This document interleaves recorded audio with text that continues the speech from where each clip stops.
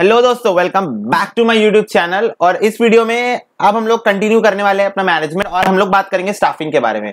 तो स्टाफिंग का मतलब तुम लोगों को पता है। देखो, जो कॉमर्स बैकग्राउंड से बच्चे उन लोगों को पता होगा, जो कॉमर्स नहीं है उनको भी मेरे ख्याल से स्टाफिंग का मीनिंग तो पता होगा कि बेसिकली स्टाफिंग जो होता है, तुम लोग ये समझे होगे स्टाफिंग का मतलब होता है कि किसी इंप्लॉय को ऑर्गेनाइजेशन के अंदर रिक्रूट करके लाना। रिक्रूट मतलब किसी इंप्लॉय को ऑर्गेनाइजेशन के अंदर लेना, उसको जॉब में रखना।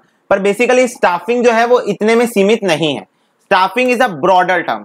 ठीक है, जैसे कि हो सकता है तुम लोग अगर प्रोफेशनल स्टूडेंट हो, फ्यूचर में तुम ह्यूमन रिसोर्स मैनेजर बन जाओ, बन सकते हो, नो डाउट। भाई ये सब पोस्टें तुम लोगों को पता नहीं है, एक ऑर्गेनाइजेशन के अंदर इतनी पोस्ट होती है। तुम लोग एक बार एक फॉर्म के अंदर एंटर तो करो, एक बार एक फॉर्म में एंटर किए ना, तब तुमको समझ में आएगा। इतनी डाइवर्सिफाइड पोस्ट होती है, इतनी डाइवर्सिफाइड पोस्ट होती है, मैं तुमको बता नहीं सकता। एक मैं तुम लोगों को होमवर्क वाला वर्क दे देता हूँ। सुंदर पिचाई को तुम जानते हो ना, गूगल का सीईओ। तुम एक बार सर्च करना कि कैसे वो उस पोस्ट तक पहुंचा है, मतलब कितनी पोस्ट को वो क्या क्रॉस करते करते करते करते वहां तक पहुंचा है सीईओ तक। तो वो तुम लोग सर्च करना। तुम लोग भाई जो जो नाम भी नहीं सुने होगे, ऐसी ऐसी पोस्ट को क्रॉस करके निकला है। तो बहुत सारी पोस्ट ऑर्गेनाइजेशन के अंदर होती है। Staffing is very broader term. ठीक है, तो हम लोगों को उस सेंस में अब इसको पढ़ना है। तुम्हारी बुक में बहुत शॉर्ट में दिया एक्सप्लेनेशन, मैं कोशिश करूंगा ब्रीफली तुमको समझाऊं कि क्या समझाना चाह रहा है स्टाफिंग। ठीक है, क्योंकि तुमको पता है एग्जाम एमसीक्यू बेस्ड हो चाहे लिखने वाला बेस्ड हो, अंडरस्टैंडिंग इज इंपॉर्टेंट। अंडरस्टैंडिंग रहेगी ना तो 4 लाइन के आंसर को तुम 12 लाइन 15 लाइन में लिख सकते हो। ठीक है, रटा हुआ रहेगा तो 4 लाइन से अपना मतलब अपना पर्सनल तुम उसमें लगा नहीं सकते टच। अपना पर्सनलाइज एप्लीकेशन जब तक तुम किसी आंसर में नहीं डालोगे ना, तुम्हारे आंसर में वो एनरिचमेंट नहीं आती है।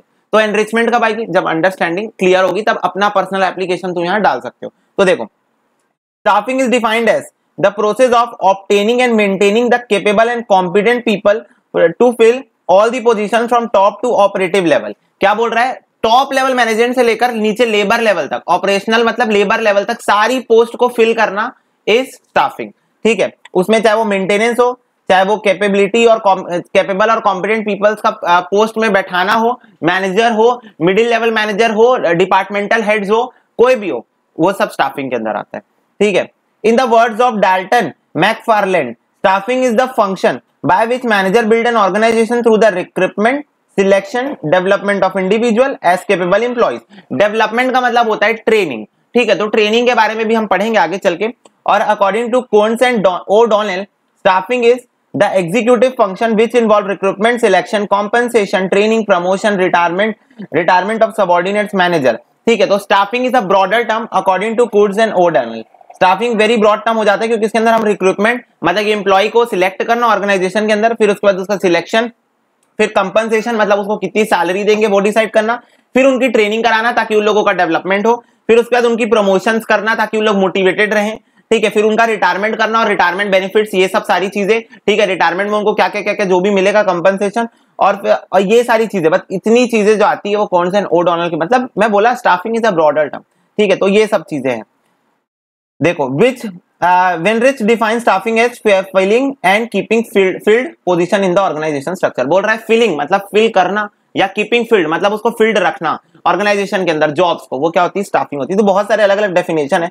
इंपॉर्टेंस क्या है स्टाफिंग के ऑर्गेनाइजेशन के अंदर? भाई staffing is very very very important. Why? Because I already told you कि अगर मैं 2 बंदों को पकड़ के 10-10 करोड़ रुपए धरा दूं उनके हाथ में, और एक बंदे के पास टॉप क्लास इंप्लॉइज और एक बंदे के पास ऐसे ही इंप्लॉइज है, ऐसे ही वो कोई किसी को भी उठा लिया, अपने दोस्त को उठा लिया, रिश्तेदार को उठा लिया, चलो मेरे फॉर्म में काम करना, 10 करोड़ रुपए का इन्वेस्टमेंट मिला है और क्या चीज जिंदगी में, चलो काम करना। तो भाई जो पहला बंदा था उसकी सक्सेसफुल होने की प्रोबेबिलिटी 99% है, जबकि दूसरे बंदे की 10% भी नहीं होगी। क्यों? क्योंकि उसके पास वो पावर नहीं है। कौन सी पावर? मैन पावर वाली नहीं है जो एक ऑर्गेनाइजेशन को रन करने के लिए चाहिए होती है। तुम्हारे पास फाइनेंशियल रिसोर्सेज है, तुम्हारे पास फिजिकल रिसोर्सेज है, अगर तुम्हारे पास एक प्रॉपर ह्यूमन रिसोर्स नहीं है तो तुम्हारा ऑर्गेनाइजेशन वर्क नहीं करेगा। ठीक है, तो देखो इंपॉर्टेंस क्या है, एक एक वर्ड को हम तोड़ तोड़ के पढ़ेंगे, अच्छे से एनालाइज करेंगे ताकि कोई भी एमसीक्यू आए तो हमको उसे क्रैक करने में आसानी हो। ठीक है, तो undoubtedly staffing is a vital function of management. Yes, more importantly because it facilitate discovery of competent and qualified people. बोल रहा है कॉम्पिटेंट और क्वालिफाइड पीपल का सिलेक्शन करने में हेल्प करता है स्टाफिंग। मतलब कोई कॉम्पिटेंट पर्सन है और क्वालिफाइड पर्सन है, इन लोगों को ऑर्गेनाइजेशन में रिक्रूटमेंट करने में स्टाफिंग हेल्प करता है। ठीक है, फिर उसके बाद it enhance productivity by placing right person on the right job. बोल रहा है बेसिकली इफेक्टिवनेस और एफिशिएंसी को बढ़ाता है। क्यों? सही पर्सन को सही जगह पे डालने में हेल्प करता है, right person on the right job. ठीक है, तो ये स्टाफिंग हेल्प करता है। Help in estimating the staffing requirement of the organisation in future. बोल रहा है कितनी मैन पावर हमको फ्यूचर में लगने वाली ऑर्गेनाइजेशन में, कैसे पता चलेगा? हम लोगों को पता है ना कितने एम्प्लॉय रिटायर हो जाएंगे, कितने एम्प्लॉय छोड़ के जाने वाले हैं, कितने एम्प्लॉय एप्लीकेशन डाल के रखे हैं कि क्या बोलते हैं हम लोगों को अभी फॉर्म छोड़ के जाना है ड्यू टू XYZ रीजन। तो हमको पता है फ्यूचर फोरकास्टिंग की, फ्यूचर में हमको इतने एम्प्लॉय रखेंगे, हम पहले से उसके लिए रेडी रहेंगे। तो that is also staffing. It prepares the personnel to occupy the top position within the organisation. एक पर्सनल का एट मोस्ट डेवलपमेंट करता है जिससे वो धीरे धीरे धीरे करके ऑर्गेनाइजेशन के टॉप मैनेजमेंट में पहुंच जाए। जैसे कि सुंदर पिचाई का मैंने एग्जांपल लिया ही, ठीक है, कि सबसे पहले उनको ना गूगल टूल बार बनाने का काम दिया गया था, और गूगल टूल बार बनाने से लेकर उन्होंने टूल बार बनाया भी, और टूल बार बनाने से लेकर वो इतने फ्यूचरिस्टिक थे कि वो पहले से लैरी पेज को बोल दिए थे। लैरी पेज को तुम नहीं जानते तो तुम सर्च कर लो जाके, वो सब टॉपिक अलग है, पर लैरी पेज को पहले से बोल दिए थे। मैं बहुत सारी बिजनेस बुक्स ये सब पढ़ते रहता हूँ क्योंकि अपना कॉन्सेप्ट थोड़ा ब्रॉडर है, फ्यूचर का प्लानिंग थोड़ा बड़ा है। तो देखो लैरी पेज उनको पहले ही बोल दिए थे जितना बोला गया उतना करो, गूगल टूल बार बनाने गया बोला गया बना दो। क्यों? क्योंकि सुंदर पिचाई बोल रहे थे कि हमको गूगल सर्च इंजन बनाना चाहिए। क्या सर्च इंजन? जो आज के टाइम में तुम गूगल यूज कर रहे हो ना, वो सर्च इंजन है। क्यों? क्योंकि उन्होंने बोला था माइक्रोसॉफ्ट आने वाले समय पे बिंग लॉन्च करेगा। बिंग मतलब बिंग नाम नहीं बताया था, उन्होंने बोला था माइक्रोसॉफ्ट अपना खुद का पर्सनल सर्च इंजन लॉन्च करेगा फ्यूचर में, उन्होंने ऐसा बोला था। पर लैरी पेज ने उनकी बात पे ध्यान नहीं दिया था और वो बोला था तुम टूलबार पे काम करो, तुमको ये सब सोचने की जरूरत नहीं है, ठीक है, क्योंकि ऑफ कोर्स नीची पोस्ट पे थे वो, एक बस एक प्रोडक्ट डेवलप कर रहे थे गूगल का टूल बार, है ना। पर एक दिन रातों रात माइक्रोसॉफ्ट ने अपना सर्च इंजन लॉन्च किया जिसका नाम है बिंग, ठीक है, और पूरे जितने गूगल के कस्टमर थे उस टाइम सारे रातों रात गूगल के हाथ से फिसल के माइक्रोसॉफ्ट के पास चले गए रातों रात, क्योंकि उसको डिफॉल्ट सर्च इंजन बना दिया गया बिंग को। अब ऐसे में सुंदर पिचाई ने जल्दी से जल्दी अपना काम खत्म किया और गूगल टूल बार लॉन्च कर दिया गूगल ने, जिसमें ये फीचर था कि तुम माइक्रोसॉफ्ट जो बिंग डाल दिया है डिफॉल्ट, उसको तुम हटा के फिर से गूगल ला सकते हो। गूगल टूल बार में ये ऑप्शन था, ठीक है। तो उससे क्या हुआ, 80% जो कस्टमर गए थे छोड़ के, वो 80% कस्टमर तो वापस आ गए, लेकिन इससे लैरी पेज को जो सुंदर पिचाई थे उनका फ्यूचरिस्टिक विजन ये क्लियर हुआ। तो ये सब जो इधर उधर तुम लोग पढ़े रहते हो, उससे अच्छा तुम लोग अपने फ्यूचर बनाने में, अपने आप को डेवलप करने में उसमें ज्यादा फोकस करोगे तो बेटर रहेगा। तो अपने आप को इतना ब्रॉड बना, ठीक है, कि तुम इतने फ्यूचरिस्टिक हो सको। अपने आप को इतना लिमिटेड मत रखो, अपने सिटी तक, अपने स्टेट तक, ठीक है, अपने उससे भाई वर्ल्ड लेवल पे सोचो कितने लोग कॉम्पिटिटर है तुम्हारे, ठीक है। तो अपना ब्रॉड विजन रखो, ब्रॉड विजन, ठीक है। तो इसीलिए फिर उनकी टैलेंट को लैरी पेज ने समझा, फिर उनको प्रमोशन मिलते मिलते वो CEO तक पहुंचे 2016 में। तो वो सारी बातें। It helps in development of people through the programme of training and development. बोल रहे ट्रेनिंग एंड डेवलपमेंट से जो भी मैन पावर है उनकी डेवलपमेंट होती है, ठीक है। तुम ये समझो 2015 में ट्विटर और माइक्रोसॉफ्ट की तरफ से भी CEO का ऑफर आया था सुंदर पिचाई को, ठीक है, 2015 में। उसी चीज को देखते हुए गूगल को थोड़ा लगा कि नहीं सुंदर पिचाई, वैसे तो सुंदर पिचाई रिजेक्ट कर दिए दोनों भी जॉब। क्यों? क्योंकि उनकी लॉयल्टी थी गूगल के साथ, ठीक है, इसलिए रिजेक्ट कर दिए। पर इस चीज को देखते हुए गूगल ने फिर उनको CEO बनाने का डिसाइड किया 2016 में। तुम ये समझो, ठीक है। अभी फिलहाल वो अल्फाबेट की भी CEO है। Help the organisation to make the best use of existing workforce. Organisation को हेल्प करता है एग्जिस्टिंग वर्कफोर्स का बेस्ट यूज करने के लिए, ठीक है। Ensure adequate and equitable remuneration of workforce. भाई हिसाब किताब करके कि कौन बंदा कितना काम कर रहा है और उसको कितना पैसा, कितना सैलरी मिलना चाहिए, वो भी यही डिसाइड होता है। Result in high employee morale, job satisfaction. भाई ये सब काम करने से, ट्रेनिंग डेवलपमेंट करने से, अच्छी रेम्यूनरेशन देने से एम्प्लॉय मोटिवेटेड रहते हैं और अच्छा काम करते हैं, ठीक है। Make the top level management aware of the requirement of manpower arising from transfer, promotion, turnover, retirement, death etcetera of the present day. बोल रहा है टॉप लेवल मैनेजमेंट को इंफॉर्मेशन देता है कि कितनी मैन पावर की रिक्वायरमेंट है, transfer, promotion, turnover, retirement, death, ये सब के कारण कितनी मैन पावर की रिक्वायरमेंट हमको फ्यूचर में होगी। तो this are the importance of the staffing which we discuss now. और now we have to move towards staffing process. What do you mean by staffing process? तो we shall further proceed. Staffing process is concerned with providing the organization with the right number of people at the right place and at the right time that the organization will be able to achieve its goal effectively। बोल रहा है staffing का मतलब क्या होता है? Staffing का मतलब होता है right person at the right job at the right time. मतलब जब जो इंसान की जहां जरूरत है वहां पर वो इंसान अवेलेबल हो, दैट इज बेसिकली ऑब्जेक्टिव है स्टाफिंग का और स्टाफिंग प्रोसेस का, ठीक है। स्टाफिंग प्रोसेस का मतलब है just one wrong decision the process will prove to be costly to entire enterprise. बोल रहा है एक गलत डिसीजन तुमको कितना भारी पड़ सकता है फ्यूचर में तुमको नहीं पता। एक गलत इंसान को तुम किसी गलत पोजीशन में बैठा दो, उसका एक गलत डिसीजन पूरी ऑर्गेनाइजेशन की मिट्टी में मिलाने की काबिलियत रखता है। तो ये चीज होती है ना, मेजर डिसीजन मेकिंग होती है। तो इसलिए स्टाफिंग ये सब चीजों में हेल्प करता है। तो स्टाफिंग प्रोसेस में इन्वॉल्व है कुछ स्टेप्स। पहला है man power planning. Man power planning के अंदर क्या आता है देखो, human resource planning. The manpower planning is a process of determining and assuring that the organization will have an adequate number of qualified person available at the proper time performing job which meet the need of the entire enterprise which provide satisfaction for the individual involved. क्या बोल रहा है ये del S बीच का है, ठीक है, बोल रहा है इसका मतलब होता है मैन पावर का कि जितने लोग हमको चाहिए, जिस पोजीशन में जो जो आदमी चाहिए और जिस समय चाहिए, मतलब राइट पर्सन, राइट जॉब और राइट टाइम, तीनों का कॉम्बिनेशन ऑर्गेनाइजेशन के अंदर होना चाहिए। जितनी मैन पावर की रिक्वायरमेंट है उतनी होनी चाहिए, जब चाहिए तब होनी चाहिए, जो इंसान चाहिए वो इंसान होना चाहिए। तब क्या होता है proper man power planning weekend से। इससे क्या होता है ऑर्गेनाइजेशन का जो इंटायर लेवल ऑफ गोल होता है, जो उनका अल्टीमेट ऑब्जेक्टिव होता है, वो अचीव करने में हेल्प करते हैं। क्यों? सही इंसान सही जगह पर बैठ के सही दिमाग सही समय पर लगा रहा है तो कैसे ऑर्गेनाइजेशन फेल हो सकती है? भाई इतनी अच्छी इन्वायरमेंट स्कैनिंग चल रही है, कैसे एक ऑर्गेनाइजेशन फेल हो सकती है? फेल नहीं होगी, 1-2% पीछे रह जाएगी अपने टारगेट से, पर अचीव तो करेगी, 98% गोल अचीव तो करेगी। तो वो बात होती है यहाँ पर, ठीक है। तो manpower planning consist of determining the organisational objective. सबसे पहले हमको ऑब्जेक्टिव, ऑर्गेनाइजेशन का ऑब्जेक्टिव क्या है वो देखना है। फिर determine the skill and expertise required to achieve the objective. फिर पता करना कि कितना स्किल टैलेंट की जरूरत है हम लोगों को, किस बंदे की जरूरत है। एस्टिमेट करो additional human resource requirement the light of the organisation current human resource. अभी करंट ह्यूमन रिसोर्स कितने हैं उस हिसाब से एस्टिमेट करो कि फ्यूचर में और कितने लगने वाले, ठीक, और कैसे कैसे लगने वाले, मतलब क्या क्या उनकी क्वालिफिकेशन होनी चाहिए। और डेवलप करो action plan to meet the anticipated human resource. और फिर फाइनली एक एक्शन प्लान बनाओ जिससे कि ह्यूमन रिसोर्स जो है हम लोगों की रिक्वायरमेंट वो पूरी हो जाए। नेक्स्ट है रिक्रूटमेंट। रिक्रूटमेंट मतलब होता है भाई लोगों को बुलाना कि आइए पधारिए, क्योंकि हमको करना है जॉब, हम आपको जॉब दे रहे हैं। तो बेसिकली इन्विटेशन दे रहे हो तुम उनको कि आके जॉब के लिए डिमांड करो, ठीक है, आके बताओ कि हमको जॉब चाहिए, हमारे पास ये वो है, क्या बोलते हैं, हमारे पास ये टैलेंट है, ये हमारे पास डिग्री है, आपकी रिक्वायरमेंट को हम फुलफिल करते हैं, तो आप लोग आइए, क्या बोलते हैं, और हमको बताइए कि आप लोगों के पास ये जॉब की डिग्री है, हम लोगों को इस जैसे कंप्यूटर एप्लीकेशन में हमको सॉफ्टवेयर इंजीनियर चाहिए, तो वो आके सॉफ्टवेयर इंजीनियर जिसको जॉब चाहिए होगी हमको आके बोलेगा कि नहीं मैं सॉफ्टवेयर इंजीनियर हूं, मुझे जॉब चाहिए। तो दैट इज रिक्रूटमेंट। तो recruitment involve seeking and attracting a pool of people from which qualified candidates for job vacancy can be selected। ठीक है, तो बेसिकली तुम उनको बोल रहे हो कि हम तुमको ऑफर कर रहे हैं कि जॉब की वैकेंसी है, आओ और अप्लाई करो, ठीक है।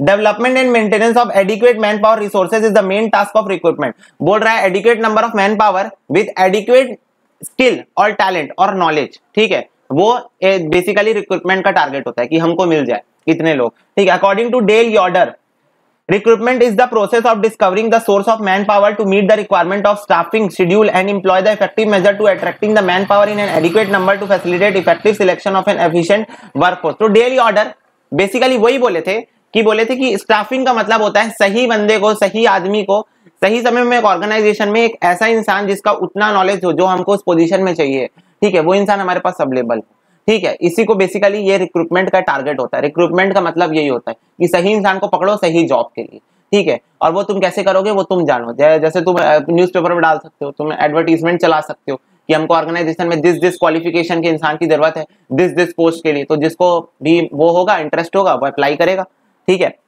इसके बाद देखो सिलेक्शन, इसके बाद आ रहा है तुम्हारा सिलेक्शन। तो it is probably the most critical step in the staffing process involve choosing the candidate who best meet the qualification requirement of the job. Selection मतलब होता है देखो रिक्रूटमेंट किया मैंने, भेजा इन्विटेशन कि आइए अप्लाई के जॉब के लिए, अब लोग अप्लाई कर दिए, एक पोस्ट के लिए 10-10 लोग अप्लाई किए, तो अब मैं किसको सिलेक्ट करूं? बेस्ट सूट, जो बेस्ट सूट करेगा। मैं तुम लोग को बार बार बोलता हूं फ्यूचर में आर्टिफिशियल इंटेलिजेंस तुम्हारे काम को रिप्लेस कर देगी, तुम्हारे नहीं हमारे, तुम्हारे सबके काम को रिप्लेस कर देगी। AI is going to replace our work.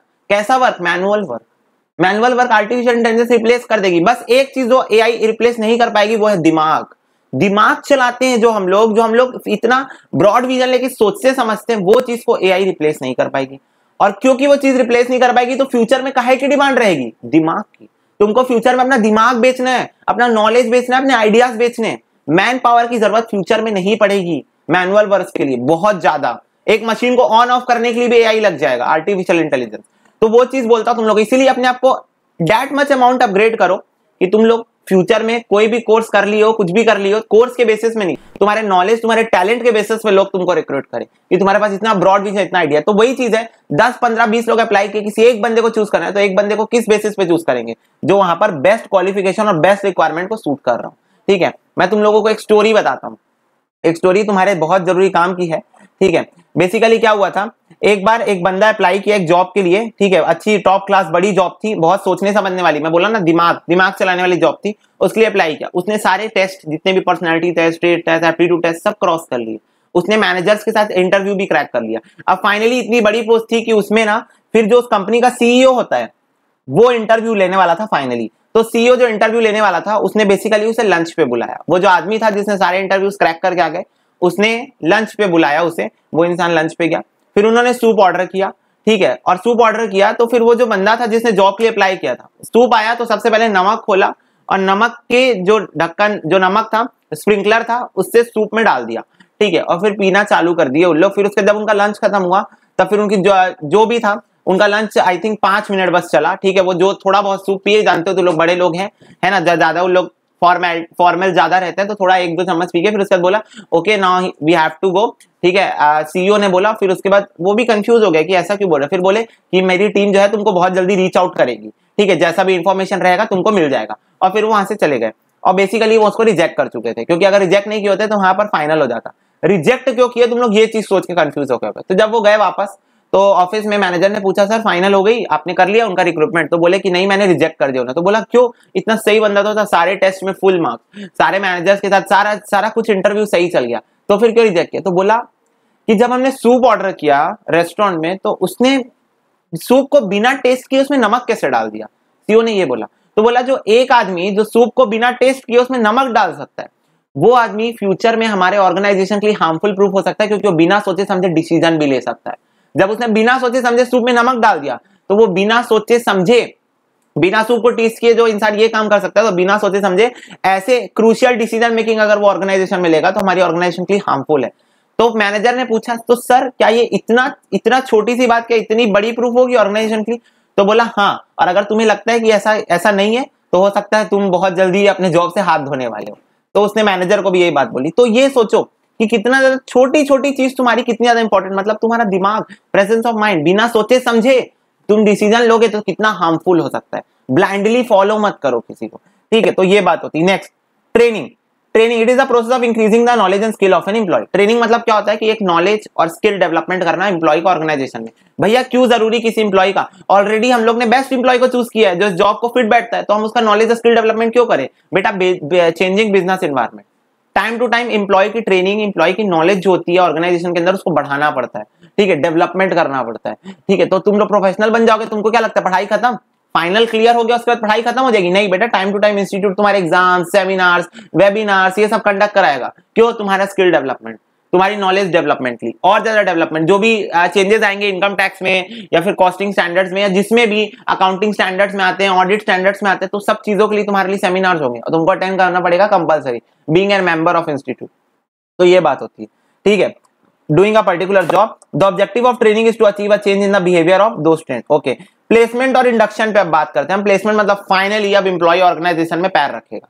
तो देखो, placement refers to assigning rank and responsibility to an individual. भाई तुम्हारी अब रैंक किस बेसिस पे डिसाइड होता है? अथॉरिटी के बेसिस पे। तुमको जितनी अथॉरिटी मिली है उस हिसाब से तुम्हारा स्केलर चैन में रैंक बैठ जाएगा, ठीक है, वहां पर तुम्हारा ऑर्गेनाइजेशन के अंदर रैंक बैठ जाएगा। तो assigning rank and responsibility to an individual, तो एक इंडिविजुअल को रैंक और रिस्पॉन्सिबिलिटी देना ऑर्गेनाइजेशन के अंदर, ठीक है, कि तुम्हारा इतना अथॉरिटी है, रैंक मतलब अथॉरिटी होता है और इतना रिस्पॉन्सिबिलिटी है, तो वो प्लेसमेंट कहलाता है। Identify him with a particular job. Okay, if the person adjust to the job and continues to perform as per expectation, यहाँ पर एज पर होगा, it means that the candidate is properly placed. अगर candidate सही से काम करने लगा तो इसका मतलब होगा कि हमने उसको प्रॉपर्ली प्लेस किया है। However, the candidate is seen to have problem in adjusting himself to the job. The supervisor must find out whether the person is properly placed as per the latter aptitude and potential. और अगर वो comfortable नहीं है तो फिर supervisor को check करना पड़ेगा कि कहाँ दिक्कत आ रही है, ठीक है। इंडक्शन मतलब क्या होता है? Induction refers to the introduction of person to the job and the organisation. Induction मतलब होता है कि उस पर्टिकुलर पर्सन को उसकी जॉब, उसको जॉब में करना क्या ऑर्गेनाइजेशन के अंदर, उससे इंट्रोड्यूस कराना, प्लस ऑर्गेनाइजेशन से इंट्रोड्यूस कराना। यहाँ पर मैनेजर्स केबिन है, यहाँ पर इसका केबिन है, यहाँ सुपरवाइजर केबिन है, यहाँ पर तुम्हारा केबिन है। ऑर्गेनाइजेशन से उसको फैमिलियर कराना, ऑर्गेनाइजेशन से उसको फैमिलियर कराना, ठीक है। This purpose is to make the employee feel at home and develop a sense of pride in the organisation, commitment to the job, ठीक है। यही बात बताया कि उसको फैमिलियर कराना, ठीक है। फिर proper induction would enable the employee to get off to the job good start and to develop his overall effectiveness on the job and enhance his potential. Induction basically क्या हेल्प करता है? एक good start में help करता है और develop करता है overall effectiveness on the job और उसका पोटेंशियल को इनहैंस करता है। इंडक्शन हो जाएगा तो बेसिकली पहले दिन वो एक गुड स्टार्ट कर पाएगा, ठीक है, एकदम फोर्स स्टार्ट बोलते हैं ना जिसको, वो चीज हो पाएगी। तो this is basically the staffing process which we discuss. Manpower planning था फर्स्ट, सेकंड था तुम्हारा रिक्रूटमेंट, थर्ड था तुम्हारा सिलेक्शन, ट्रेनिंग, प्लेसमेंट। अगर तुम दिसंबर अटेम्प्ट के स्टूडेंट हो तो तुमको ये सब चीजें याद कर लेनी चाहिए। सिर्फ साइड हेडिंग, अंदर का तो तुम्हें अंडरस्टूड है, तुम लिख सकते हो, पर साइड हेडिंग याद कर लो। अगर तुम सितंबर अटेम्प्ट के स्टूडेंट हो तो तुमको एमसीक्यू बेस पढ़ना है, तो जस्ट अंडरस्टैंडिंग बिल्डअप करो, रट्टाफाई करने की जरूरत नहीं है। नेक्स्ट है सोर्सेज ऑफ रिक्रूटमेंट, मतलब कहां से अब रिक्रूटमेंट होगा, कहां से हम ऑफर करेंगे ताकि जॉब एप्लीकेशन हमारे पास आए।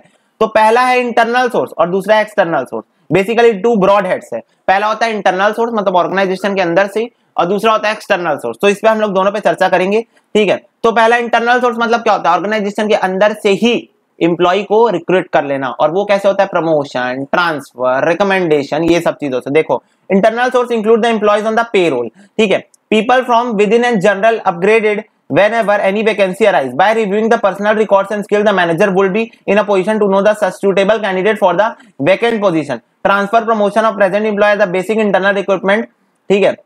Further inside moonlighting and employees and friends relative are also given a chance to serve the organization if any new vacancy arise. The internal source of recruitment have the following merits. बोल रहा है, मैं तुम लोग को पहले ही बताया, organisation के अंदर जब मैनेजर को ऐसा लगता है कि अब एक जॉब वैकेंसी आई है और वहां पर कोई पुराना एम्प्लॉय, उसको प्रमोट करके डाला जा सकता है, या किसी दूसरे ब्रांच के एम्प्लॉय को ट्रांसफर करके डाला जा सकता है, या अपने कोई रिश्तेदार रिलेटिव कोई रिकमेंडेशन को सिलेक्ट किया जा सकता है, तो वहां पर इंटरनल सोर्स ऐसे काम करता है। इंटरनल सोर्स का मतलब ये होता है। उसके मेरिट्स क्या है, रिक्रूटमेंट फ्रॉम विद, देखो बेसिकली इंटरनल सोर्स का तुम लोग कॉमन सेंस से लिख सकते हो इसको।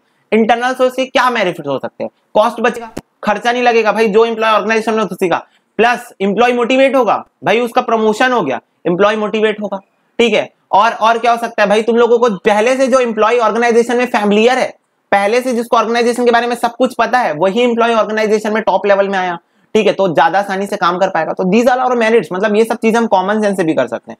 Recruitment from which encourage the employee to work efficiently to reach top position. Okay, the organization will be able to choose the right people for the vacant position on the basis of track record of the employee. Organization में पहले से उस employee का track record है, उस basis पे trend analysis करके best person को choose कर सकते हैं। Employee need little training as they would the major operation. They know the major operation and function of the organization. उसको जब पहले से सब कुछ पता है ऑर्गेनाइजेशन के बारे में, तो ज्यादा कुछ उसको सिखाने की जरूरत नहीं पड़ेगी। एक्सपेंडिचर कम होगा, ठीक है, और इंटरनल रिक्रूटमेंट इंप्रूव करेगा मोरल ऑफ द एम्प्लॉय में, ये तुम लोग को बता ही दिया। इंटरनल सोर्स ऑफ रिक्रूटमेंट है द फॉलोइंग लिमिटेशन भी बहुत सारे हैं, जैसे कि अब देखो, जैसे मान लो तुम लोग इंटरनल रिक्रूटमेंट कर रहे हो, ठीक है, तो यहाँ पर अगर तुम किसी एम्प्लॉय का ट्रांसफर कर दे रहे हो, तो अब यहाँ पर उसकी इफेक्टिवनेस कम हो जाएगी। क्यों कम हो जाएगी, एक जगह जहां पर वो पहले से फैमिलियर था, अब उसको दूसरी नई जगह तुम शिफ्ट कर रहे हो, वहां पर उसको फैमिलियर होने में टाइम लगेगा, तो ट्रांसफर से उसकी एफिशिएंसी कम हो जाएगी, ठीक है। प्लस यहाँ पर बायसनेस आ सकती है, हो सकता है बायसनेस, अगर तुम प्रैक्टिकली सोचो तो मैनेजर अपने रिश्तेदार को डाल देगा टॉप लेवल में, तो बायसनेस हो गई ना। भले उसको पता है ये एफिशिएंट नहीं है बंदा, पर क्योंकि उसका रिश्तेदार था, बोला चाचा जी जॉब लगवा दीजिए ना, आप तो इतनी बड़ी पोजीशन में हैं, तो वो बोला आन बेटा मैं लगवा देता हूं, तो बायसनेस आ गई कि नहीं आ गई, यस। तो this is just basically limitations what we can say, ठीक। in the long run it is not a healthy sign for the organization। और एक चीज, one more thing is that, मान लो जैसे तुम टैलेंटेड बंदे हो, है ना, तुम जो भी वीडियो देख रहे हो तुम लोग टैलेंटेड बंदे हो, तुम्हें अप्लाई किए थे जॉब के लिए और तुम बेस्ट सूट करते हो उस जॉब को, पर तुमको इंटरनल रिक्रूटमेंट के कारण जॉब नहीं मिल पाई, इंटरनल रिक्रूटमेंट हो गया, इस वजह से तुमको जॉब नहीं मिल पाई। तो बेसिकली एक फ्रेश, एक न्यू टैलेंट को ऑर्गेनाइजेशन ने इग्नोर कर दिया, जो कि हो सकता है तुम अगर जॉब में लगते हो ऑर्गेनाइजेशन को चांदी पे पहुंचा देते, 4 चांद लगवा देते, पर ये चीज नहीं हुई। तो वही एक फ्रेश टैलेंट को मौका नहीं मिला यहाँ पर, ठीक है। Rely on the existing employee, it discourage new blood from entering into organization। देखो नए खून को ऑर्गेनाइजेशन में एंटर करने से डिस्करेज हो गया। The organization may be different from your talent that flow into the industry। Okay, internal social recruitment promote psychopathy and favoritism, ठीक है। फेवरेटिज्म मतलब भाई जो चमचा होता है, बेसिकली जो चमचा होता है मैनेजर का, उसको प्रमोट कर देता है, जो sir sir sir sir sir sir sir sir चाय ला दूं आपके लिए, इतना बड़ा इतना टैलेंटेड आदमी भाई आईटी पास और फिर भी मैनेजर के आगे पीछे घूमता रहता है, ठीक है, सर सर सर सर। तो यहाँ पर क्या होगा, फिर वो सर सर जो है उसको प्रमोट कर देगा बाद में। वर्कर्स में भी recruited not because of their suitability for the job but because of maintain good relation with the top manager. Good relation मतलब चमचापंती, बात खत्म। The skill of existing employee may become obsolete and organization may have to resort external recruitment inevitably। देखो बोल रहा है, ये बिल्कुल doubtful नहीं है कि ऑर्गेनाइजेशन में जो पुराने टैलेंट थे अब वो आउटडेटेड हो गए और हम लोगों को अब नए टैलेंट की जरूरत है।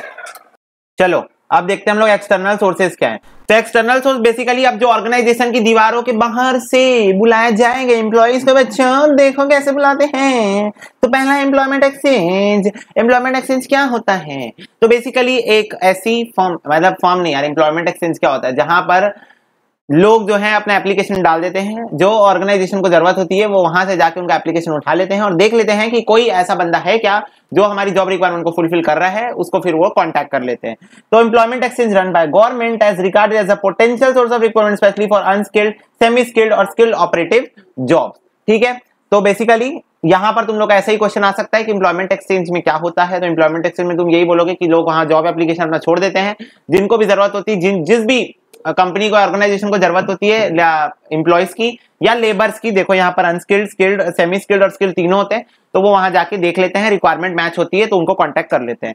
नेक्स्ट है एडवर्टीजमेंट। बेसिकली आप न्यूज़पेपर में, टीवी में, कहीं पर भी एडवर्टीजमेंट कर सकते हो कि there is a job vacancy and you can apply, अगर आपके पास दिस अमाउंट ऑफ क्वालिफिकेशन है तो। थर्ड है एजुकेशनल इंस्टीट्यूट। एजुकेशनल इंस्टीट्यूट जैसे कि तुम, हम लोगों के इंस्टीट्यूट जो होते हैं उन लोग भी जब हम लोग फाइनल क्लियर कर लेते हैं तो उसके बाद ना कैंपस रिक्रूटमेंट कराते हैं। दिल्ली यूनिवर्सिटी में अगर तुम कॉलेज में हो गए तो तुमको पता होगा वहां कैंपस रिक्रूटमेंट होता है। तो कॉलेज, आईआईटी, आईआईएम, यहाँ पर सब जो कैंपस रिक्रूटमेंट होता है, जहां पर बच्चों को डायरेक्टली कैंपस से उठा लिया जाता है, वो चीज होती है। नेक्स्ट है एम्प्लॉइज वॉक इन। तो एम्प्लॉइज वॉक इन मतलब एम्प्लॉय लोग खुद ही जाके वॉक इन के थ्रू ऑर्गेनाइजेशन के अंदर अपने आप को वो करते हैं कि नहीं हमको जॉब चाहिए। तो देखो, in commonly found by some people send unsolicited application to the organization enjoying goodwill and reputation. Organization if find necessary can consider their application for suitable position. ठीक है। एम्प्लॉइज रेफरल, भाई एम्प्लॉय रेफर कर दे। कोई employ बोले कि मेरे पहचान में एक बंदा है जो कि अच्छा है इस जॉब पोजीशन के लिए, उससे फिट बैठता है, सॉफ्टवेयर इंजीनियर है, अगर हमको कंप्यूटर के लिए चाहिए जॉब, तो वो एम्प्लॉइज रेफरल होता है। तो organisation prefer using employees as the source of recruitment. They maintain informal system of recruitment by word of mouth will do when compare to formal system. तो बेसिकली इनफॉर्मल होता है ये, क्योंकि एम्प्लॉय बोलता है कि मेरे पहचान का ये बंदा है, इसको आप रख सकते हो। फिर मिसलिनियस। मिसलिनियस में बहुत सारा आता है, जैसे गेट हायरिंग। गेट हायरिंग मतलब दरवाजे से उठा लो, तो ये अनस्किल्ड के लिए होता है। बेसिकली कोई प्रोफेशनल क्यों दरवाजे में जाके खड़े होगा, तो अनस्किल्ड लेबर्स के लिए होता है ये basically. It is most popular one in which people are hire at the factory gate itself. ठीक है, तो बेसिकली एक्सटर्नल सोर्सेज हैं तुम्हारे 6 दिए हुए हैं, बहुत सारे होते हैं, रेडियो, टीवी, ठीक है, मीडिया, ये सब बहुत सारे होते हैं, पर यहाँ तुमको 6 दिए हैं। एक्सटर्नल सोर्स ऑफ रिक्रूटमेंट के फॉलोइंग एडवांटेज ऑर्गेनाइजेशन चूज कर सकता है वाइडर स्पेक्ट्रम एक्सटर्नल सोर्सेज के लिए। Most number of employees will very large and the organisation can choose the better candidate carefully after weighting the pros and cons of the candidate. तो basically बहुत ज्यादा option हमको मिलते हैं, हम best को सूट कर सकते हैं सारे प्रोस और कॉन्स को एनालाइज करके। ऑर्गेनाइजेशन अवॉइड कर सकता है बायसनेस। बायसनेस में तुम लोगों को बताया होती है, तो उसको कहीं ना कहीं अवॉइड किया जा सकता है। Source of recruitment objectively.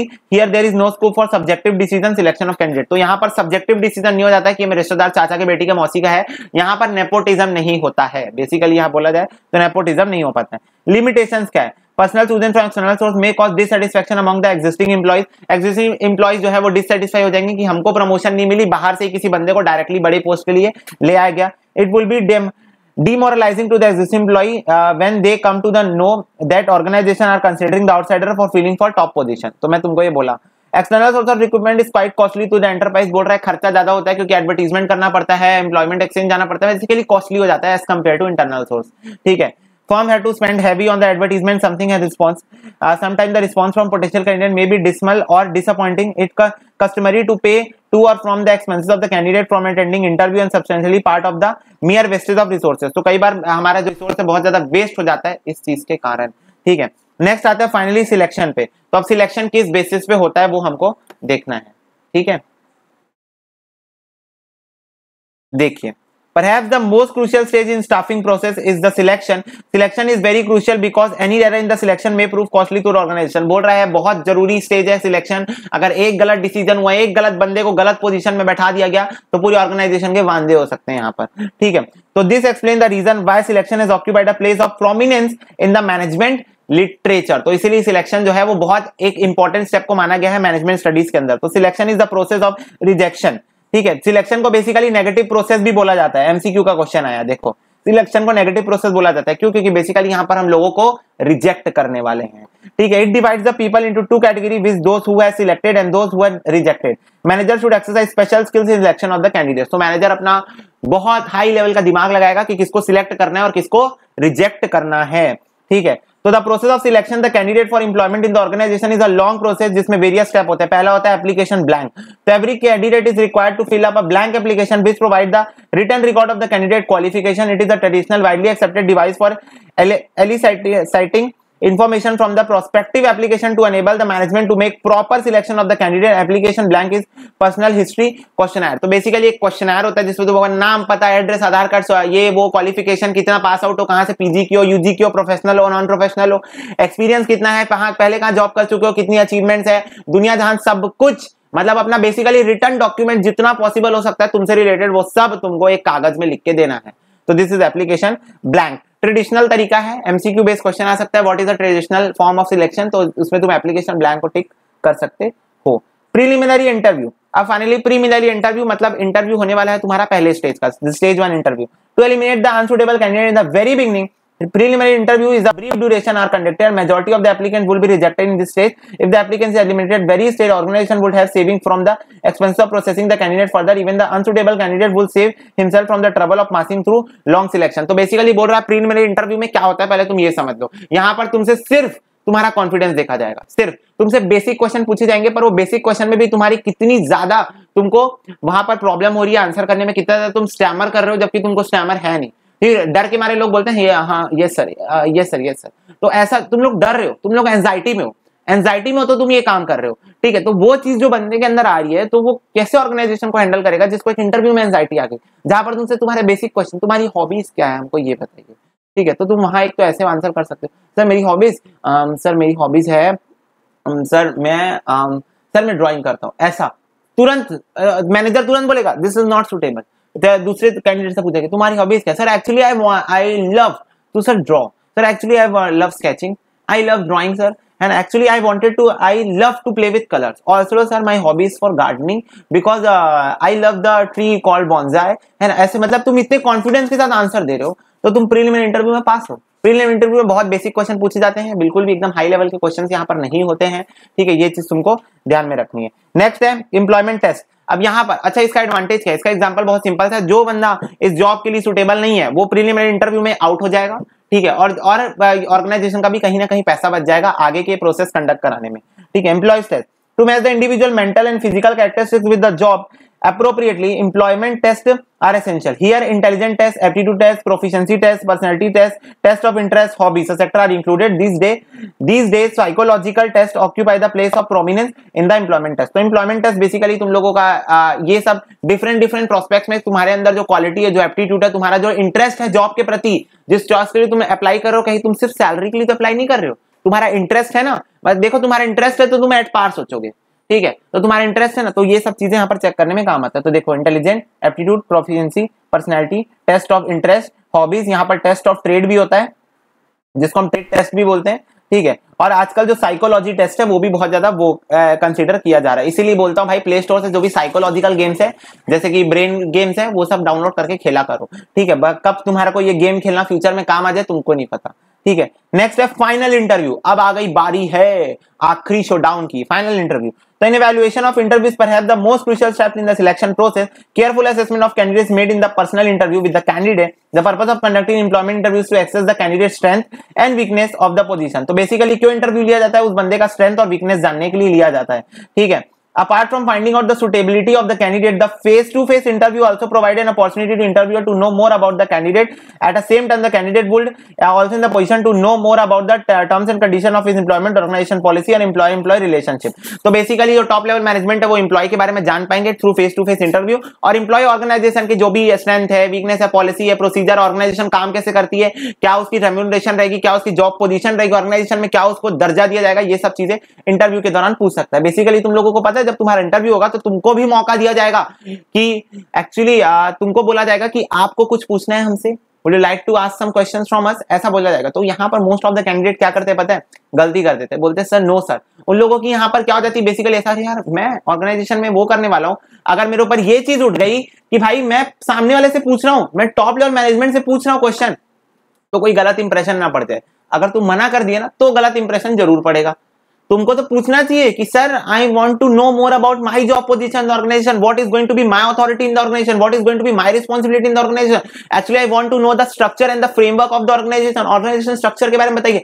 Sir what is your journey in the organisation, ये भी पूछ सकते हो। क्यों नहीं पूछ सकते? भाई तुमको मौका मिला है, चौका मारो। तुम पूछ सकते हो sir what is your journey in the organisation, ऐसा पूछ सकते हो। तो तुमको मौका मिला, तुमको पूछना है, तुमको दिखाना है कि तुम्हारे अंदर भी कॉन्फिडेंस है, you are competent to ask question.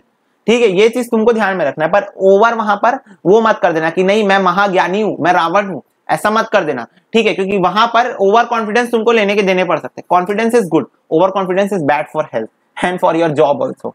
ठीक है, बैकग्राउंड इन्वेस्टिगेशन, तो बेसिकली एक स्टेप ये भी है कि जो एम्प्लॉय सिलेक्ट किया जाने वाला रहता है उसके बैकग्राउंड के बारे में भी इन्वेस्टिगेट किया जाता है कि पहले कहां काम करता था, वहां पर उसके कुछ बैकग्राउंड में कुछ खराबी तो नहीं थी जहां से उसको निकाला गया या वो निकला गया, या जो भी चीज है वो सब बैकग्राउंड इन्वेस्टिगेशन किया जाता है। Normally in every curriculum vitae, ठीक है, करिकुलम वाइटे बोलते हैं जिसको। ठीक है, biodata the candidate is asked to mention the name of reference, a reference is potential and important source of information about the stability, integrity, personality of the candidate. तो जो refer करके उस employ को ऑर्गेनाइजेशन में लाया गया या किसी रेफरेंस के थ्रू आया है, वो रेफरेंस एक इंपॉर्टेंट इंफॉर्मेशन होती है उस एम्प्लॉय के बारे में पूरी तरीके से जानने के लिए। तो before a candidate is finally selected, organisation prefer to contact the reference और dig up the candidate past history, past employment, financial condition, police record, personal reputation, etc., which will be helpful in verifying the candidate of the person। तो basically ये सब चीजें जो तुमको लिखी है employ के बारे में जानने में हेल्प करता है उसका बायोडाटा, जो कि बहुत जरूरी प्रूफ हो सकता है फ्यूचर प्रोस्पेक्ट्स के लिए। ठीक है, नेक्स्ट मेडिकल एग्जामिनेशन बहुत जरूरी कंडक्ट कराना आज के जमाने में, क्योंकि कोई भी इंसान किसी भी बड़ी सीवियर बीमारी से सफर कर सकता है और इतने लंबे प्रोसीजर के बाद अगर किसी एम्प्लॉय को तुम ऑर्गेनाइजेशन में रख रहे हो, पता चला 2-3 महीने बाद बंदा भगवान को प्यारा हो गया या बेड पे चला गया, ठीक है, वो काम नहीं कर सकता, तो क्या ही फायदा होगा इतने लंबे। तो उसका मेडिकल एग्जामिनेशन कराना जरूरी है ताकि ये पता चल सके कि इंसान जो है बेस्ट सूट कर रहा है हेल्थ के बेसिस पे भी ऑर्गेनाइजेशन में। ठीक है, तो the pre employment physical examination is the term of medical test of a candidate, is an important step in the selection process. Examination is isolate the medical unfit people from the rest. ठीक है, final selection placement, if the candidate has cleared all the minor hurdles in the selection process and is formally appointed, letter of appointment is given to that effect। तो बोल रहा है सारी चीजें जब वो क्रॉस करके निकल जाएगा, सारे हर्डल्स वो क्रॉस करके निकल जाएगा, उसको जॉब एप्लीकेशन यानी कि उसको अपॉइंटमेंट लेटर हाथ में दे दिया जाएगा। In the letter of appointment will stated the terms and condition of employment such as pay scale, मतलब उसकी सैलरी कितनी होगी, पीरियड ऑफ प्रोबेशन, ठीक है, प्रोबेशन की उसकी पेमेंट कितनी होगी, ठीक है, स्टार्टिंग सैलरी उसकी कितनी होगी, उसके अलाउंसेस कितने होंगे। अलाउंस क्या होता है भैया? अलाउंस मतलब होता है तुम लोगों को बेसिकली इन्फ्लेशन के बेसिस पे डियरनेस अलाउंस, ट्रैवलिंग अलाउंस जो तुम ट्रैवल करते हो, और बहुत सारे XYZ अलाउंस मिलते हैं। तुम इनकम टैक्स में बहुत अच्छे से पढ़ोगे इंटर में, तो अभी उस पर फोकस करने की जरूरत नहीं है, या फिर अब तुम्हारे मम्मी पापा अगर जॉब होंगे, सैलरीड होंगे, तो तुमसे पूछना अलाउंस क्या होता है। ठीक है, अदर परक्यूसिट मतलब होता है नॉन मॉनिटरी अलाउंस, बेसिकली जो तुम लोगों को पैसे में नहीं मिलता पर अदर फैसिलिटी, जैसे तुम लोगों को बस फैसिलिटी मिल गई तुम्हारे घर से लेके तुमको ऑर्गेनाइजेशन में छोड़ने की, ऑर्गेनाइजेशन से वापस घर में छोड़ने की, और भी बहुत सारे परक्यूसिट्स मिलते हैं। तो वो सब चीजें तुम लोग क्या क्या मिलेगी वो तुम्हारे उसके अंदर अपॉइंटमेंट लेटर के अंदर लिखा हुआ होता है। ठीक है, तो this is the basically different several process और several steps in the selection. ठीक है, तो ये हमने पढ़ा 7 होते हैं। नेक्स्ट आता है तुम्हारा training and development. Yes, this is very crucial nowadays. आजकल के जमाने में ट्रेनिंग डेवलपमेंट बहुत जरूरी है। ठीक है, बहुत ज्यादा जरूरी है। तुम लोगों को टाइम टू टाइम अपने आप को अपग्रेड करना, ठीक है, बुक्स पढ़ना, पर ये सब चीजें तो तुम्हारी पर्सनल डेवलपमेंट हो गई, जो कि तुम लोगों को सिखाते रहता हूँ time to time motivational video में। पर बात करते हैं ऑर्गेनाइजेशन का, क्या वो यहाँ पर पॉइंट बनता है, ऑर्गेनाइजेशन का क्या यहाँ पर रिस्पॉन्सिबिलिटी की तुम लोगों को कितनी ट्रेनिंग डेवलपमेंट करा है। तो ऑर्गेनाइजेशन की रिस्पॉन्सिबिलिटी है कि तुम्हारा time to time training and development programme वो कंडक्ट करवाए। चलो अब बात करते हैं हम लोग ट्रेनिंग एंड डेवलपमेंट के बारे में। तो देखो, one of the most important managerial activity in the modern organization is training and development. Why भैया?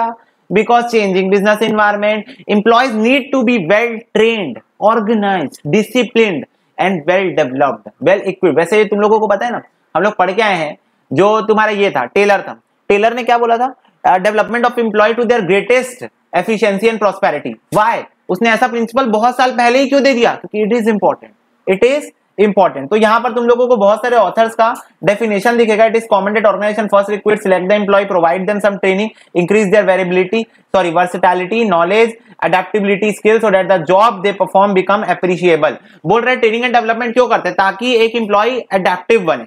एडेप्टिव मतलब मान लो कोई नई प्लान आई, कोई नई पॉलिसी आई जो कि पहले वाले से अलग है, तो वो एम्प्लॉय जल्दी से उस चीज को अडॉप्ट कर पाएगा और इंप्लीमेंटेशन में आसानी होगी यहाँ पर। ठीक है, training is the systematic acquisition of knowledge, skill, rules, attitudes that has specific or narrow applicability to a limited set of situation in a specific job environment. Training concerns significant part of organisation investment in human resources. बोल रहा है training जो है organisation में human resources में investment की तरह work करता है, और ये बेसिकली तुम लोगों का नॉलेज, स्किल, रूल्स, एटीट्यूड, ये सब चीजों को अडॉप्ट करने में, डेवलप करने में हेल्प करता है। ठीक है, तो दैट इज ट्रेनिंग। वैसे तुम लोगों को पता है एडविन बी फ्लिपो था इनका नाम। उन्होंने बोला था training is an act of increasing the knowledge and skill of an employee for a particular job. तो देखते हैं every training programme is aim to fulfil the following purpose. तो पर्पस क्या है ट्रेनिंग का? इंक्रीज करेगा प्रोडक्टिविटी, इंप्रूव करेगा quality, ठीक है, of lot product being manufacture, help करेगा ऑर्गेनाइजेशन को to fulfil future personnel needs, improve करेगा हेल्थ ऑफ वर्कर्स, प्रमोट करेगा सेफ्टी ऑफ वर्कर्स, प्रिवेंट करेगा obsolescence of employees at work. ठीक है, ऑब्सोलेंस मतलब जो एम्प्लॉय जो है वो धीरे धीरे अपनी एफिशिएंसी कम करते हैं, उसको बार बार बढ़ाने में हेल्प करेगा। जैसे एक मशीन खरीदते हैं तो मशीन धीरे धीरे क्या होती जाती है? ऑब्सोलीट होते जाती है बाय रेगुलर यूसेज। तो हम लोग उसमें कोई नया पार्ट डाल देते हैं बार बार, या उनकी ऑयलिंग करा देते हैं, तो फिर से मशीन अच्छे से काम करने लगती है। सेम थिंग जो ट्रेनिंग है ऑयलिंग का काम करता है ह्यूमन रिसोर्स के लिए। ट्रेनिंग जो है वो एक ऑयलिंग की तरह काम करता है ह्यूमन रिसोर्स के लिए। मेंटेन करता है personal growth of employee in the enterprisation, okay, और to improve overall organization climate according to O Jeff Harris, training of any kind should have its objective the redirection of the or improvement। ठीक है, तो redirection और improvement के लिए काम करता है ट्रेनिंग। तो दिस ऑल आर थिंग्स, ये चीज तुम लोग वो कर लेना। इंटरपर्सनल स्किल से रिलेटेड है। Interpersonal skills are related to the maintenance of successful relationship between peers and subordinates. मतलब जो हाई टॉप लेवल मैनेजर्स होते हैं, सबऑर्डिनेट होते हैं, जो लोगों के आपस में एक दूसरे से जो भाईचारे के साथ रहते हैं, जो एक दूसरे के लिए अच्छा एटीट्यूड, पॉजिटिव एटीट्यूड डेवलप करते हैं, उसी को इंटरपर्सनल स्किल्स बोला जाता है। Finally decision making skill are related to problem identification, prescribing and appropriate solution. और डिसीजन मेकिंग स्किल्स बढ़ जाती है एम्प्लॉइज की। कैसे? प्रॉब्लम क्या है और उस प्रॉब्लम की सोल्यूशन क्या है, वो चीज उन लोग आइडेंटिफाई करने में बहुत आसानी से आइडेंटिफाई कर लेते हैं, क्योंकि दे आर लाइक डेवलप्ड है ना, स्किल, उनकी नॉलेज डेवलप्ड है, तो लोग आसानी से प्रॉब्लम भी रिकॉग्नाइज कर लेंगे, देन उसका सोल्यूशन भी ढूंढ ही लेंगे। ठीक है, नेक्स्ट देखो मेथड्स ऑफ ट्रेनिंग कैसी होती है? दो टाइप की होती है, on the job, of the job. मतलब जॉब करते करते ट्रेनिंग, और जॉब की छुट्टी लेके एक हफ्ते के लिए, एक महीने के लिए बाहर जाना ट्रेनिंग के लिए, ऑर्गेनाइजेशन से बाहर जाकर ट्रेनिंग करना, it's of the job training. तो ऑन द जॉब ट्रेनिंग क्या होती है? Like training begins from the first day where an employee starts his job. Every employee learn a lot on the job. On the job training is normally given by the superior or supervisor. One notable feature is that no artificial location. Everything is reality. The method employed to make on the job training are. तो बोल रहा है कुछ भी artificial ही नहीं होगा, सब कुछ real, on the spot, real time. Superior और सबऑर्डिनेट, जो तुम्हारे सुपीरियर से टॉप लेवल मैनेजर से, उन लोग तुमको काम सिखाएंगे, जॉब के दौरान सिखाएंगे, उसको ऑन द जॉब ट्रेनिंग बोलते हैं। ठीक है, इसके अंदर क्या क्या आता है? कोचिंग आता है, अप्रेंटिसशिप आता है, जॉब रोटेशन आता है, वेस्टिब्यूल ट्रेनिंग आता है, और सेल्फ इंप्रूवमेंट प्रोग्राम होता है। इसमें से तुम लोगों को एक ही चीज का मतलब नहीं समझ में आएगा, वेस्टिब्यूल ट्रेनिंग क्या होती है? तो basically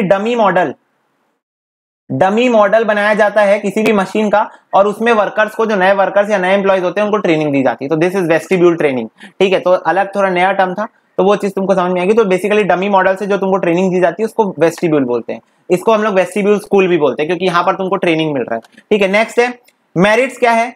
One of the biggest advantage of on the job training is that trainee learn on culture on actual working environment rather than artificial। तो बोल रहा है सबसे बेस्ट एडवांटेज क्या है कि वो एक्चुअल इन्वायरमेंट में सीखता है काम, ना कि आर्टिफिशियल इन्वायरमेंट में। ठीक है, और trainee observe the rules regulation system being followed in day to day organisation life. तो जो डे टू डे ऑर्गेनाइजेशन की लाइफ में जो कल्चर और जो फॉलो अप होता है, वो चीज यहाँ पर एम्प्लॉय तुरंत सीख जाता है। Third thing, additional personnels are not required for the training of employees. On the job training, on the job method of training is use. तो बोल रहा है हम लोगों को बाहर से किसी को बुलाने की जरूरत नहीं, एक्स्ट्रा चार्जेस किसी को पे करने की जरूरत नहीं। जो हमारे खुद फर्म के जो टॉप लेवल मैनेजर्स या सुपरवाइजर्स इन लोग हैं, उन्हीं लोग ये काम कर लेते हैं। डीमेरिट्स क्या है? तो the trainee may learn in a haphazard manner since there is no direction under which the trainee learn while performing job. They will be disorganized learning on the part of training। तो बोल रहा है कोई भी organised वे में चीजें नहीं हो रही है, जो तुमको बोला जा रहा है तुमको उसको ब्लाइंडली फॉलो करना है। There is no rules and regulation. तुमको जो सिखाया जा रहा है तुम सीख ले रहे हो, कोई एक सिस्टम नहीं है, कोई एक प्रोसीजर नहीं है सिखाने का। तो यहाँ पर ट्रेनिंग जो है वो मिसगाइडेड हो सकता है। दूसरा, sometime inexperience handling of machine and tools by the trainee may result in colossal losses to the organization. बोल रहा है कभी कभी ऐसा होता है कि तुम एकदम प्रैक्टिकल एक्चुअल में कोई कुछ भी नहीं, कोई डमी मॉडल नहीं, कोई आर्टिफिशियल एनवायरनमेंट नहीं, एक्चुअल एनवायरनमेंट में काम करते करते हो सकता है कोई गलत बटन दबा दो या मशीन का कुछ गलत यूसेज कर दो, जिस वजह से मशीन का कुछ खराब हो जाए या बड़ा लॉस हो जाए फर्म को। ठीक है, बोल रहा है if an employee is asked to work on an Apple computer just by giving a few direction to operate the, it is quite likely that the machine will go out of order without no time, this will be costly to the enterprise. So बोल रहा है तुमको directly MacBook में बैठा दिया जाए। MacBook तुम जानते हो बहुत टेक्निकल है चलाना। ठीक है, मैकबुक जिसको आता है उसी को आता है, जिसको नहीं आता, लाइक तुम लोग एंड्रॉइड यूजर हो, अगर तुमको अगर एप्पल का फोन दिया जाए तुम लोगों का दिमाग खराब हो जाएगा। लिटरली बता रहा हूं, मैं एक हफ्ते चलाया था एप्पल का फोन मेरा दिमाग खराब हो गया था, ठीक है, मेरे को नहीं बन रहा था ओएस को चलाते, तो मैं वापस एंड्रॉइड में, क्योंकि एंड्रॉइड बहुत ज्यादा यूजर फ्रेंडली है, एप्पल टेक्निकल है, ठीक है, बहुत ज्यादा टेक्निकल है, हाँ, लेकिन उसके फीचर्स कोई कॉम्पिटिट नहीं कर सकता एप्पल के फीचर्स के साथ, ये बात है, पर बहुत टेक्निकल है। एंड्रॉइड क्या है, बहुत ज्यादा यूजर फ्रेंडली, तो एक बार तुम अगर एंड्रॉइड चला लिए तो तुम एप्पल में स्विच नहीं करोगे मोस्ट प्रोबेबली, अगर तुमको एक ब्रांड वैल्यू नहीं चाहिए तो। अगर तुमको अपने फोन के पीछे दिखाना नहीं मेरे पास एप्पल है, वो बात अलग है, पर अगर हम यूसेज की बात करें तो एंड्रॉइड बहुत ज्यादा user friendly as compare to Apple, इतना ज्यादा कि सोचो तुम लोग गूगल असिस्टेंट जो है वो हिंदी समझती है, और तुम एक बार तुम सीरी को बोल के दिखाओ हिंदी में तो तुम लोगों को समझ में आएगा। किसी दिन तुमको क्लास में प्रैक्टिकल एग्जांपल आईपैड से करके दिखाऊंगा, तुमको सीरी से हिंदी में बात करके दिखाऊंगा, वो इंग्लिश नहीं समझ पाती हमारी, तो हिंदी तो बहुत दूर की बात है, ठीक है। The productivity of employee who is undergoing training on the job will be dismal and disappointing. Further, it affects the flow of work when the production undergoes different process. तो बोल रहा है प्रोडक्टिविटी एम्प्लॉय की कम हो जाती है क्योंकि वो ट्रेनिंग कर रहा होता है इस वजह से, और अल्टीमेटली प्रोडक्शन में इफेक्ट हो जाता है। Sometimes it becomes very difficult for the trainee to work as well as learn. In spite of this limitation on the job, training is considered suitable to supervisor, operate and lower level executive. बोल रहा है कभी कभी ऐसा हो जाता है कि एम्प्लॉय को डिफिकल्टी होती है कोई भी चीज सीखने में, तो ये सब चीजों को लिमिटेशन को हटा दे तो on the job training consider करा जाता है सुटेबल सुपरवाइजरी, ऑपरेटिव और लोअर लेवल एग्जीक्यूटिव्स के लिए, क्योंकि टॉप लेवल मैनेजर्स तो बाहर जाते हैं सीखने के लिए, तो लोअर लेवल के लिए इट्स गुड, ठीक है। ऑफ द जॉब ट्रेनिंग क्या होता है, जब तुम बाहर जाओगे ऑर्गेनाइजेशन से ट्रेनिंग के लिए, एक्चुअल बाहर जाओगे, आर्टिफिशियल एनवायरनमेंट क्रिएट किया जाएगा, या फिर तुम्हारे लिए सेमिनार वेबिनार क्लासरूम एक्सपर्टाइज लोग आके तुमको ट्रेनिंग देंगे, तो वो ऑफ द जॉब ट्रेनिंग है, क्योंकि you are just for a temporary period अपनी जॉब छोड़ के सिर्फ ट्रेनिंग पर्पसली कहीं जा रहे हो, जैसे कि लेक्चर और classroom instruction, conference method, group discussion, role playing मतलब एक्टिंग करना, मतलब अगर तुमको मैनेजर बनाते तो तुम क्या करोगे, ये सब केस स्टडीज दी जाएगी, और टीम ग्रुप ट्रेनिंग और सेंसिटिव ट्रेनिंग, तो ये सब चीजें क्या है, ये सब तुम्हारी क्या है बेसिकली, और ये सब तुम लोग मैं बता रहा हूँ तुम लोग आर्टिकलशिप के दौरान सीखोगे भी क्या होता है बेसिकली, ये सब आर्टिकलशिप के दौरान तुम सीखोगे, तो ये ऑफ द जॉब ट्रेनिंग होती है। मेरिट्स क्या है ऑफ द जॉब ट्रेनिंग के, वैसे शायद तुम लोग ये सब पढ़े हो क्लास 12 बीएसटी, अगर तुम कॉमर्स स्ट्रीम से हो तो ये सब चीजें तुम्हारी फेवरेबल होगी, जस्ट यू आर रिकॉलिंग, तो मैं ये रेकमेंड करूंगा जो लोग पहले से पढ़े 1.5 की स्पीड में देख सकते हो, पर कुछ बच्चे मेरे को बोलते हैं भैया आप डिफॉल्ट केस में 1.5 हो, तो हम आपको क्या और कितना बढ़ा के देखें, तो वो ठीक है, अपना अपना प्रेफरेंस है, देख लो। Though this type of training gets employees away from their work environment to the place where their frustrations and bustle of work are eliminated, their more relaxed environment can be employees to absorb more information. तो basically ये ऐसा होता है कि तुम लोगों का work environment, तुम लोग बेसिकली फ्रस्ट्रेटेड हो जाते हो, तो तुम्हारा जो फ्रस्ट्रेटेड वर्क इन्वायरमेंट है वहां से बेसिकली तुम लोग को शॉर्ट पीरियड ऑफ टाइम के लिए बाहर भेजा जाता है, जहां तुम लोग को एक नया इन्वायरमेंट, नए लोग, नया फ्रेंड्स बनने का मौका मिलता है, बहुत सारा कम्युनिकेशन करने का मौका मिलता है, एक अच्छा ग्रुप बिहेवियर वहां पर बनता है, जहां तुमको मजे भी आते हैं, गेम्स भी होता है ऑफ द जॉब ट्रेनिंग में, गेम्स भी होता है, तो वो सब चीजें तुम लोग बेसिकली जो इतने देर से तुम्हारा काम का बर्डन रहता है उसको कम करने में हेल्प करता है, तो एक मेरिट है। Can be a source of supply to the latest information, current trend, skills, techniques, ठीक है, तो जो ऑफ द जॉब ट्रेनिंग करने जाओगे तो तुमको लेटेस्ट जो वर्क इन्वायरमेंट है, लेटेस्ट जो टेक्निक्स इंट्रोड्यूस हुई है मैनेजमेंट के अंदर, जो स्किल डेवलपमेंट प्रोग्राम्स, जो नई थ्योरीज निकली है, वो सब चीजें तुमको जानने का मौका मिलता है ऑफ द जॉब ट्रेनिंग में, क्योंकि एक्सपर्ट लोग आते हैं, मैनेजमेंट एक्सपर्ट, मैनेजमेंट कंसल्टेंट लोग, वो तुमको ये सब चीजें सिखाते हैं, ठीक है। जैसे कि एग्जांपल बोल रहा है current employment legislation, other company law regulation, current computer software, computerised technology, improve innovative administrative procedure, the new skills can be brought back and utilise within the company, तो यही सब चीजें जो तुम लोग को लिखी है, technological computer development, new rules and regulations, laws, ये सब एक्ट वगैरह है, वो सब के बारे में जानने का मौका मिलता है। Experts in the field will cover this course, बोल रहा है उस स्ट्रीम के जो मास्टर लोग होते हैं वो तुमको सिखाते हैं, ऑफ द जॉब ट्रेनिंग में तुम जो भी सीखने जा रहे हो वो तुमको स्ट्रीम के मास्टर लोग सिखाएंगे, ठीक है। And there will be mean that training to staff members will be taught by the reasonable standards, okay. As the course are held externally, our company will not have added cost incurred as a result of extra equipment, additional space, बोल रहा है अब क्योंकि ये चीज बाहर हो रही है, कहीं और हो रही है, दूसरी जगह पे हो रही है, तो कंपनी को यहाँ पर एक्स्ट्रा स्पेस के लिए खर्चा करने की जरूरत नहीं है। Sending an employee on a course could help to make an employee feel more valued, as they would feel as if they are receiving quality training. तो बोल रहे हैं एम्प्लॉइज का मोरल बूस्ट होता है, क्योंकि एम्प्लॉइज को ऐसा लगता है कि उन लोगों को ट्रेनिंग के लिए बाहर भेजा जा रहा है, तो उन लोग एम्प्लॉय जो हैं उन लोग बहुत वैल्यूएबल है ऑर्गेनाइजेशन के लिए, उन लोगों को बाहर भेजा जा रहा है ट्रेनिंग के लिए। As many courses or seminars invite employees from their other companies to attend, this would allow employees to network and perhaps drum up business. तो क्या बोल रहे हैं यहाँ पर, मेनी कोर्सेज और सेमिनार्स इनवाइट करते हैं एम्प्लॉइज को from other companies to attend, मैं क्या बोला, बहुत सारे नए लोगों से मिलोगे, नए फ्रेंड्स बनाओगे, तो वो क्या करता है, this will allow employees to a network और परहैप्स ड्रम अप बिजनेस, तो बेसिकली एक नेटवर्क बनाने में, एक बिजनेस दूसरों के बारे में जानने के, दूसरा का पर्सपेक्टिव जानने में, सेम लेवल के दो अलग अलग कंपनी के मैनेजर आपस में जब कॉन्वर्सेशन में हो, तो ये सब चीजें क्या होती है, वैल्यू इनहेंसमेंट का काम करती है। तुमको नई चीजें सीखने को मिलेगी। तुम लोग भले वहां पर अपना थोड़ा ईगो दिखा दो, हाँ ये तो मेरे को पता था, I know this dude, okay dude I know this, but ये सब तुम अपने मन के अंदर जाते हो, तुमको एक नई बात सीखने को मिल गई, यहाँ पर एक नया वैल्यू तुमको सीखने को मिल गया। तो this can be done like this only. और डीमेरिट्स क्या है, depending on the course the overall cost will provide quite expensive. For example देखो, जैसे कि कोर्स पे डिपेंड करता है, जितना बड़ा मैनेजमेंट कंसल्टेंट तुमको सिखाने के लिए आ रहा है उतना ज्यादा उसके चार्जेस होंगे, उतना ज्यादा उसके कॉस्ट होंगे, तो इट इज क्वाइट एक्सपेंसिव। ठीक है, for example may require an overnight stay at a hotel if the course are outside the area of the itself may prove the expensive due to level of expertise और equipment need to be deliver the course. तो basically बोल रहा है, तुम अगर hotel का खर्चा उठा रहे हो, तुम कहीं और जा रहे हो, वो मान लो सेमिनार होटल वगैरह में हो रहा है, तो वहां बुकिंग रात को रुकने का इंतजाम, ये सब का खर्चा बहुत ज्यादा एक्सपेंसिव हो जाता है। As there is no real way to know the ability both as a trainer and their subject knowledge of the people delivering the external training course, there is no guarantee that sufficient skill of knowledge will be transferred or variable। तो बोल रहा है इतना खर्चा करने के बावजूद भी हो सकता है कि कोई गारंटी नहीं है कि सफिशिएंट नंबर ऑफ स्किल्स और नॉलेज यहाँ पर ट्रांसफर हो। बोल रहा है the different learning speed of individual who are usually force to progress at a comprehensive rate. तो बोल रहा है सबकी लर्निंग स्पीड जो है अलग अलग होती है, तो वो भी एक प्रॉब्लम का फैक्टर बन सकता है यहाँ पर।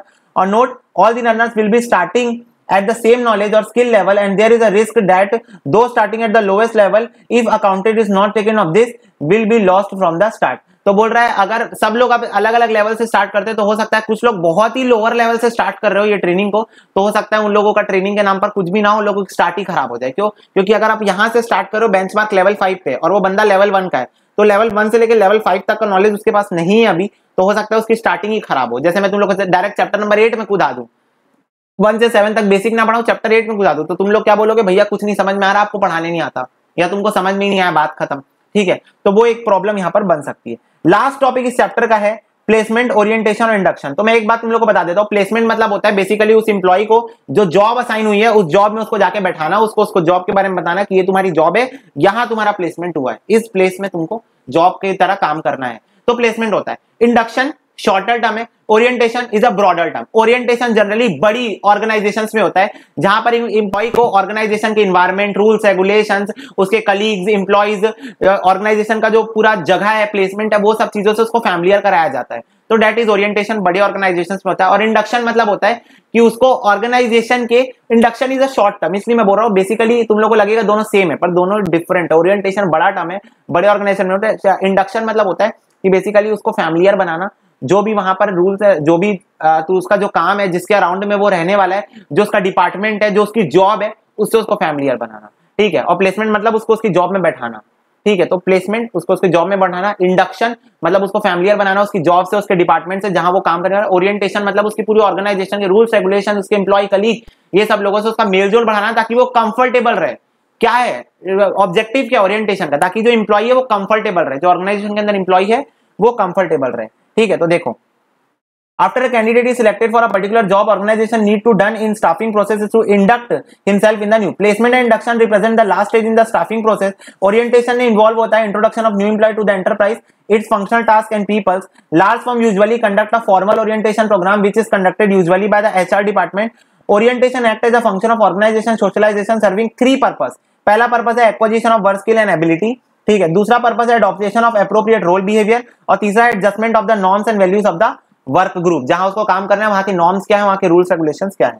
तो placement on the other hand may be defined as determination of the job which an accepted candidate is to be assign. तो बोल रहा है वो जॉब जहां पर वो एम्प्लॉय क्या है, असाइन होगा। ठीक है, and this assessment to their job. A proper placement is an instrument in reducing employees turnover. एक प्लेसमेंट से क्या फायदे हैं, एम्प्लॉय टर्नओवर कम होगा, एब्सेंटिज्म कम होगा, और उसका एम्प्लॉय का मोरल बूस्ट होगा। ठीक है, तो these are the advantages, MCQ based question, what are the advantages of placement. तो एब्सेंटिज्म, एम्प्लॉइज टर्नओवर और moral of the employee, all of the above. Option number 4 is all of the above, तो you have to tick all of the above. ठीक है, The selected candidate is given a copy of policy, procedure और rules and regulations to the enterprise in the question। तो बोल रहा है उसके हाथ में धरा दिया जाएगा जिसमें सारे रूल्स रेगुलेशंस की कॉपी उसको रहेगी, जिससे उसको पता चल जाए कि उसको क्या क्या फॉलो अप करना है। The candidate will be given a complete and unambiguous description of the nature of the job assigned to him, okay, and to whom it is accountable। तो बोल रहा है the candidate will be given a complete and unambiguous मतलब एक राय, single thought process, एक राय। ठीक है, description दिया जाएगा नेचर ऑफ जॉब जो उसको मिली है और जिसके लिए वो अकाउंटेबल है। अकाउंटेंट मतलब जिम्मेदार। ठीक है, अकाउंटेबल है, क्वेश्चनेबल है, अकाउंटेबल मींस क्वेश्चनेबल। ठीक है, who are accountable to him etc. Thus the employee will came to know the exact authority responsibility accountability relationship। ठीक है, ये इसके ऊपर तो हमको चैप्टर पढ़ना अथॉरिटी रिस्पॉन्सिबिलिटी अकाउंटेबिलिटी के ऊपर। पर अथॉरिटी मतलब होता है तुम्हारा डिसीजन मेकिंग पावर, रिस्पॉन्सिबिलिटी मतलब होता है जिम्मेदारी, और अकाउंटेबिलिटी मतलब तुमको किसको आंसर देना है और तुम किससे आंसर लोगे, मतलब आपको कौन आंसरेबल है और आप किसको आंसर दोगे। ठीक है, मतलब आपका सुपीरियर कौन है, आपका सबऑर्डिनेट कौन है, बात खत्म। और ये कैसे पता चलता है, अथॉरिटी से। ये किससे पता चलता है, अथॉरिटी। जिसकी अथॉरिटी ज्यादा है वो ऊपर है, जिसकी कम है वो बीच में, और जिसकी सबसे कम है वो नीचे है।